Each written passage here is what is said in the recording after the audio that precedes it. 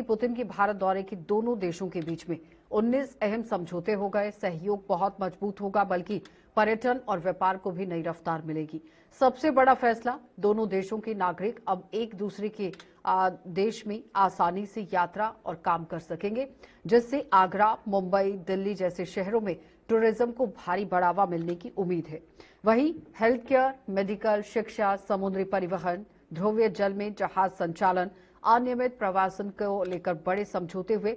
लेकिन कुल मिलाकर छत्तीसगढ़ की जनता, कर्नाटक की जनता, उत्तराखंड की जनता और दिल्ली की जनता क्या कुछ सोचती है, ये चार जगहों से आपके पास आप देखिए किस तरह से जनता की रिपोर्ट पेश करें कि अब आपको दिखाएंगे कि आम जनता इस पर अपनी प्रतिक्रिया किस तरह से दे रही है, जनता का सोच विचार क्या है, कितना फायदा, कितना नुकसान और किस तरह से जनता ने पुतिन के इस दौरे को लिया है। चलिए आपको ये रिपोर्ट दिखाते हैं, आप ये रिपोर्ट देखिए और मुझे इजाजत दीजिए। नमस्कार।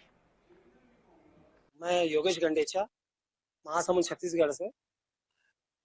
जैसा कि पुतिन जी के रूस के राष्ट्रपति पुतिन जी हमारे भारत में आए थे, उनका बहुत गर्मजोशी से स्वागत मोदी जी ने किया है।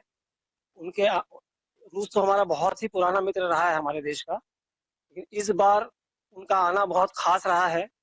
अंतर्राष्ट्रीय पटल पे इस दोस्ती को बहुत अहम रूप से देखा जा रहा है। बहुत ही खास समझौते इस बार सुनने में आए हैं कि 19 किस्म के समझौते भारत और रूस के बीच में हुए हैं, जिसमें अहम स्वास्थ्य है, पर्यटन है और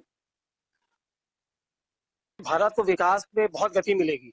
मैं सबसे पहले अपने परिचय देना चाहूंगा। मैं संतोष साहू, महासमुंद छत्तीसगढ़ का निवासी हूं और पेशे से मैं एक व्यापारी हूं। पुतिन का भारत का दौरा जो है वो भारत को सशक्त बनाने और महाशक्ति बनाने के कदम में एक पायदान और चढ़ चुका है।